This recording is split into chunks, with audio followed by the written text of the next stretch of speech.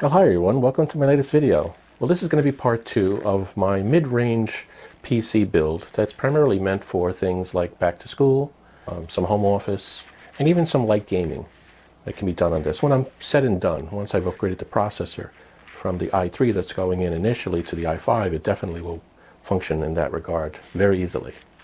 What I have here on the table is the case as I left it off last time, still with the panels off. Didn't really touch it beyond part 1, but I put the motherboard onto the test bench.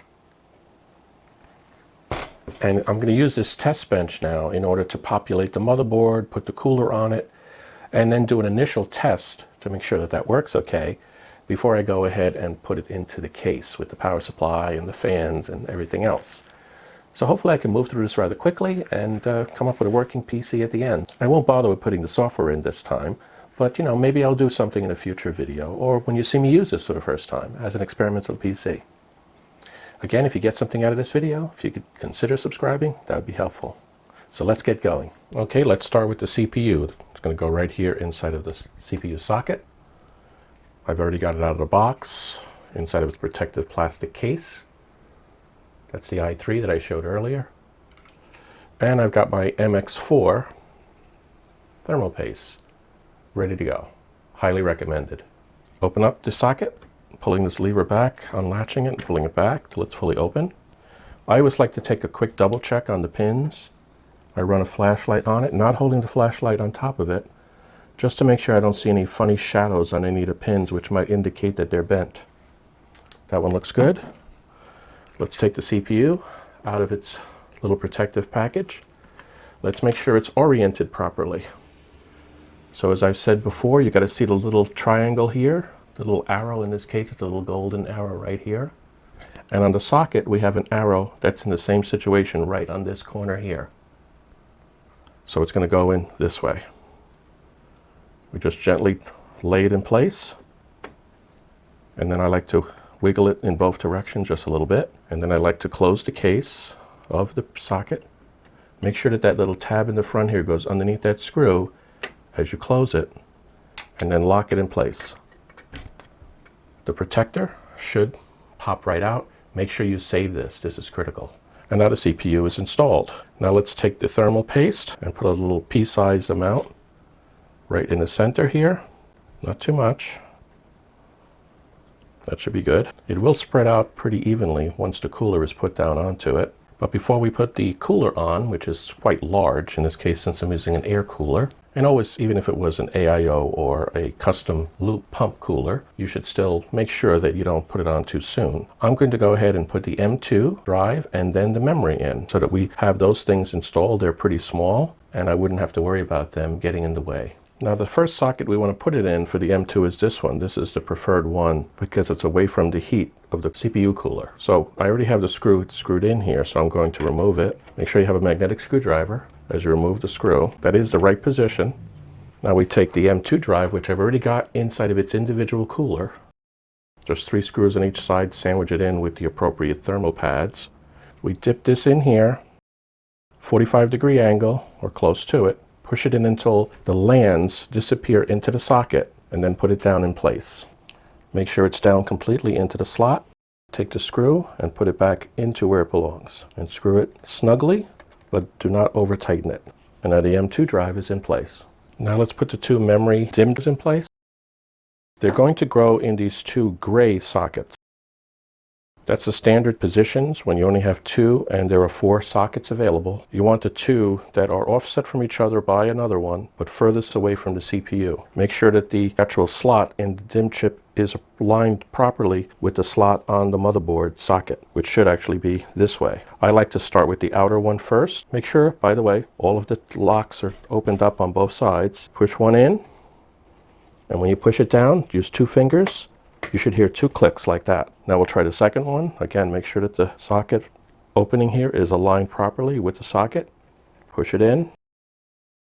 2 clicks, and we're done. Now let's move on to putting the cooler on top of the CPU. Now before you install the cooler, you're going to have to remove the fan from it. It came installed in a rather large package. So lie it very carefully on its side and then take small pair of pliers and pull these ends off. these little clips from both sides until the fan is released from the cooler. Be careful not to let this protector pop off the bottom. That's protecting the platen from any contaminants. Now down at the bottom of the motherboard, you're going to have to put this bracket for the cooler. It only goes one way. Make sure that those holes line up with the notches in the back of the CPU. There's a notch in the bottom and two over here. Make sure that they're lined up properly and push this whole bracket in place. Now, while holding this bracket at the bottom so that it stays up, you have to put these black spacers that came with it onto each of them, each of the studs that are popping up. Then we have to put these cross pieces that came with the cooler, and they actually tell you what side is up with a little writing on there. Put them on each of the pairs on the left and right side. And then you have 4 of these nuts that have to be put on each of them. Try to make sure you're in the center hole if it's a standard 1151 socket. Tighten them, make them snug until they're all the way seated. Finger tight should be good enough. Now, all you have to do at this point is take the cooler. You'll see that there's an offset here, so be sure to put that offset so that you won't interfere with the memory. So if you put it off to this direction here, like this, with the offset side where the VRM is, then you'll have room for the fan, which should go on this side of the cooler. And then put the whole thing down in place. Make sure that you remove the plastic from the bottom, and then put the CPU cooler down in place. And there's a screw on each side that will need to be tightened. Get a nice screwdriver that matches these screws here on the side, and then start tightening down little by little on each side. Don't go all the way down on one without getting the other one about equal distance. Alternate between the two, back and forth, until they come down firmly into place. You should hit bottom on both when you're done. That's bottomed. That's bottomed. Now that's installed. Now we put the fan back. These brackets, they're still on there. I didn't remove them. The box did come with spares of these as well, so just keep those saved for future use. Get it onto the side. Try to get it as centered from top to bottom as you can. And then on each side, pull the little tab back until it locks in place. There we go. Now all that's left is to plug in this power connector. Find the one that's labeled CPU, get that in there, and we're done. I'll tie wrap this later. Okay, here's the motherboard, the case. All I did was I untied these cables that were here and I pushed them through this hole on the side here temporarily where the fans go. I will have to move this stud from here to here in order to fit this particular motherboard. Now let me get the I/O shield in. I always double check to make sure that these little tabs, that none of them are bent out of whack before I try to put the shield in. And of course the shield goes in this spot here, right? It can be somewhat tricky depending on the case and the I/O shield. It's just a matter of getting the metal in the right place at the right moment. And I think I might have gotten it. I started at the bottom, pushed it in, and then top. In this case, the sound holes, they're round circles, they go to the bottom of the case. So that's in. Let me take the motherboard, pre-populated with the key component. You put it in sort of at a slant until you get the I/O shield parts in place, and at the same time you find that one stud there where it will fall right into place. So I have to push in a little bit more, and there we go. I think it's through at this point. You can tell for sure by looking at this middle stud, making sure that it's popping up through the motherboard already in the right place. That's the guiding stud, that one right there. Make sure that one's in. Now take a look at the side, making sure that none of the little tabs are sticking into an area where the cable needs to be clear. The key ones are things like the HDMI, the USBs, and of course the network connector. Chances are that's the network jack that you're going to be using. Make sure nothing's protruding into the actual connector itself. And if that all looks good, you're ready to actually put the screws in. Make sure you get the right screws. Most of the times they're the ones that are called M3. They usually have a little hat on them. So let's screw them in. Magnetic screwdriver.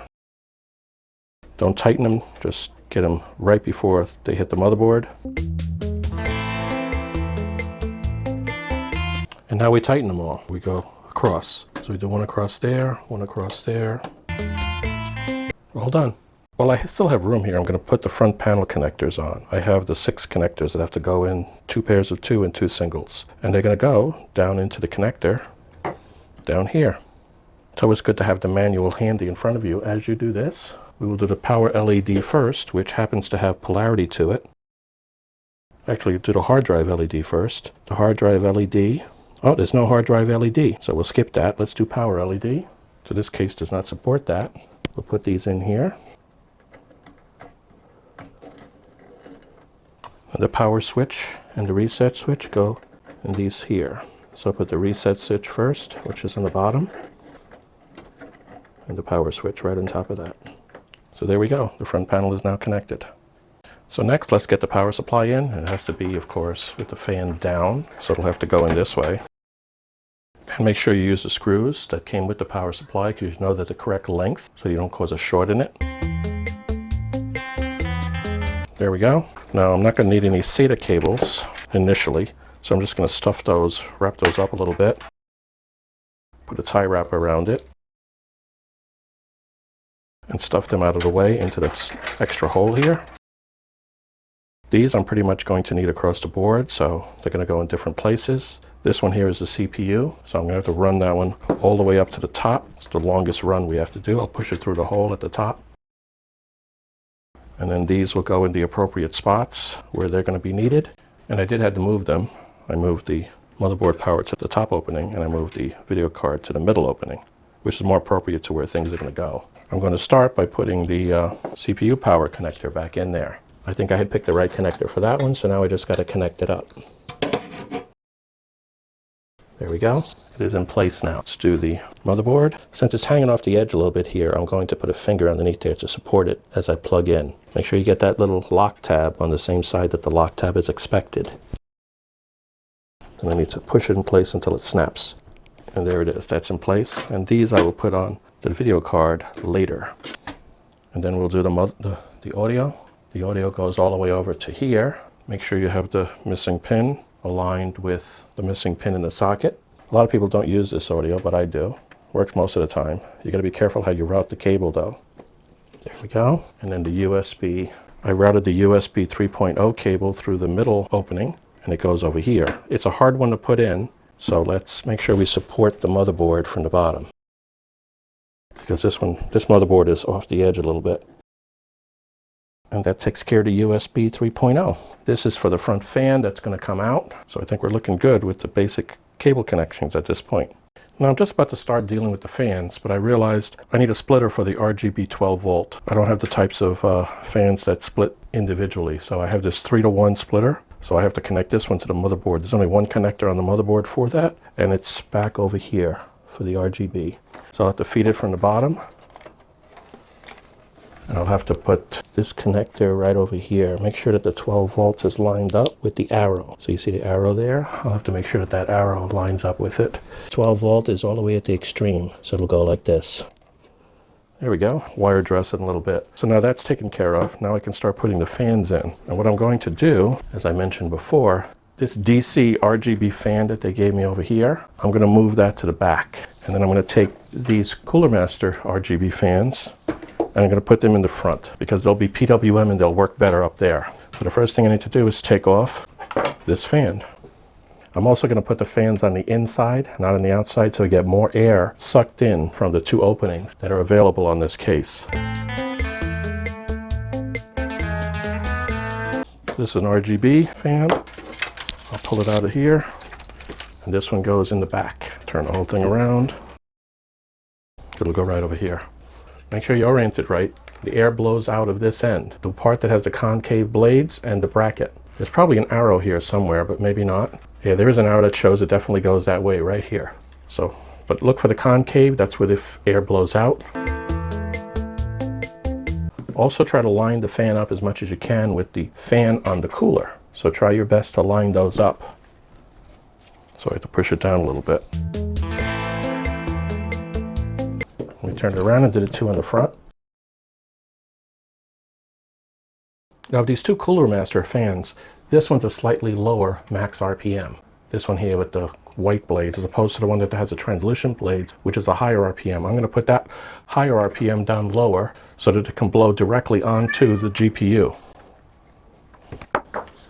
Again, make sure that the part that blows out is this way. The arrows probably show the same thing if I can find them. Right here's an arrow in there.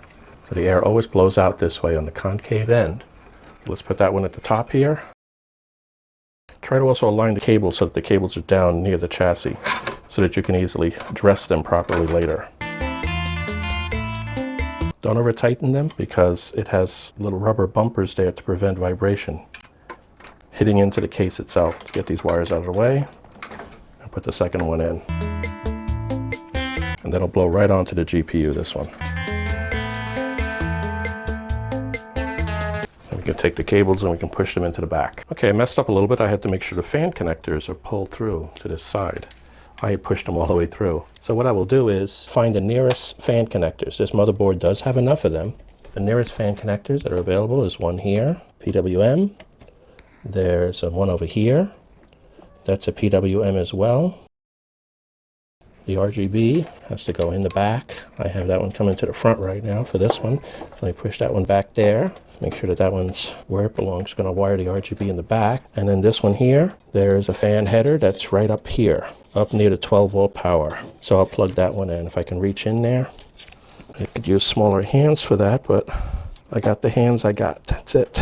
You want to put them near where the connectors are that you, the fans are. You want to find the nearest connectors because most motherboards will default to that, powering up the fan in that position. And there you go, I got it finally. It's only a DC fan, so it's only 3-wire, not 4. So this one's not PWM. So now everything's hooked up. Oops, I didn't finish the RGB. So I have the connector here for 3 fans. And I've got 3 fans that need to plug into this. Pull off these guys. Plug them in. Make sure the arrows line up. Arrows have to line up. Like that. This one here, same deal. Even though it's a DC, it has regular RGB. Arrows line up. And we're all together. So now everything is there. Okay, now for the last piece to go in, the graphics card. The 1660 Super Rogue Strict. So I'm going to have to remove some of the panels back there. It looks like those 2 at the top in order to get that in. Let me double check that. No, it looks like the 2nd and the 3rd are the ones that have to come out. Let me get those out. This is where I like the Corsair cases. These come out very easily. No chance of damaging the motherboard in any way. Well, it looks like I have to loosen the screw next to that one. There we go. And put the card in. There we go. I heard it snap in place. I put these 2 screws back. Tighten that one up again. And we're done. The side glass on and we'll try powering the thing on and see what happens. Well, we're all done. PC's all together. Let's see if we can power this thing on. I see lights. We have the back fan there. Can you see the front fans here? There they go. It's kind of hard to see them, but they're over here. Oh, and the screen is up in the back. So we have Windows up on the screen right now, back here. Also, you can see in the front of the PC, you see the actual emblem glowing with the same as the front fan, or the top fan that's in there. So that's got the blue color, just like the other fans. It's not really being amplified there, it's just being projected. So, it's all done. It comes up, it works. And I guess now it's just a matter of configuring the software a little bit. So hopefully you got something out of this video, and if you did, at least consider subscribing to my channel. That would really be helpful. And I'll be able to bring you future videos like this. I have many more builds and upgrades that are planned. So until the next time, take care, be safe, and stay healthy.